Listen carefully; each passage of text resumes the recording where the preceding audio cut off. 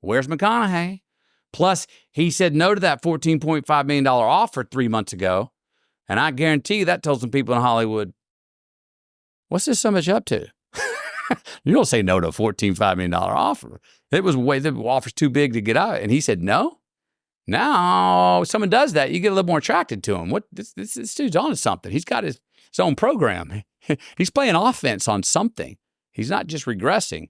And I think that also sent a bit of a signal. This is my hunch through Hollywood. And then the fact that it was just honestly 20 months, almost 2 years later. Where's McConaughey? We haven't seen him in a rom-com. We haven't seen him on the beach shirtless. Where is he?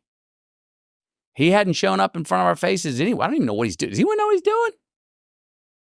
Do you fear, or did you fear not being sufficiently prolific, not being sufficiently sort of front of stage, keeping your name out there? What if somebody else takes that place of me?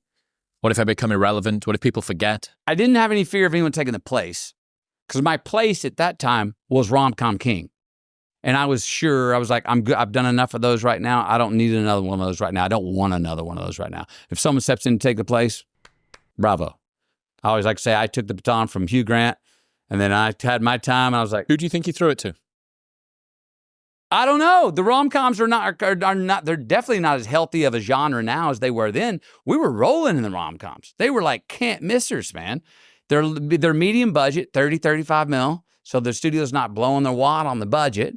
They come out, they make good money.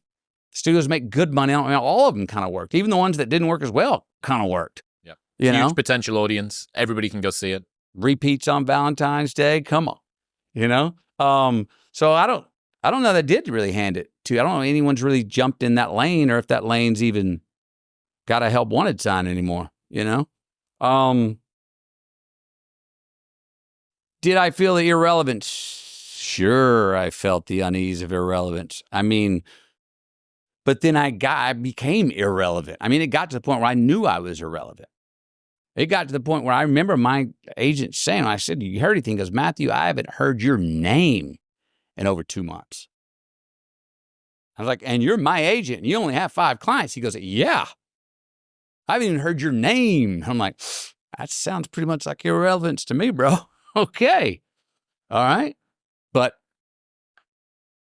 never, like, I was shaky, but never was I going to go, okay, I'll go back. I'll do it. Never was I going to pull the parachute. And,